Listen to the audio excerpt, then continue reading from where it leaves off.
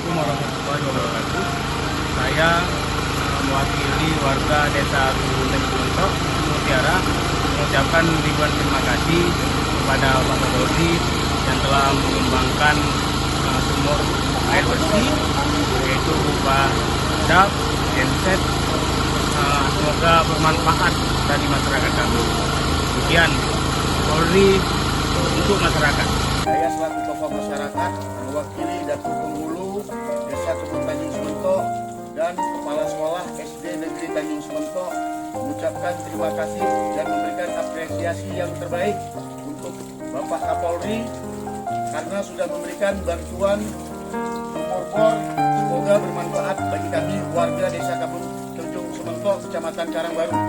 Polri untuk masyarakat. Saya Muhammad Iqbal selaku guru Madrasah Diniyah Dusun Puradeli Desa Kebun Tanjung Sementok mengucapkan terima kasih kepada Bapak Kapolri yang telah mengembangkan berupa air dan alat lalu satu unit genset.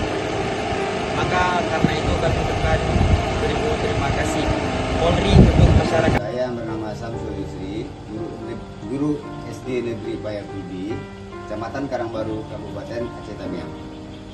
Hari ini mengucapkan ribuan terima kasih kepada Bapak Kapolri yang telah memberikan fasilitas air bersih kepada kami.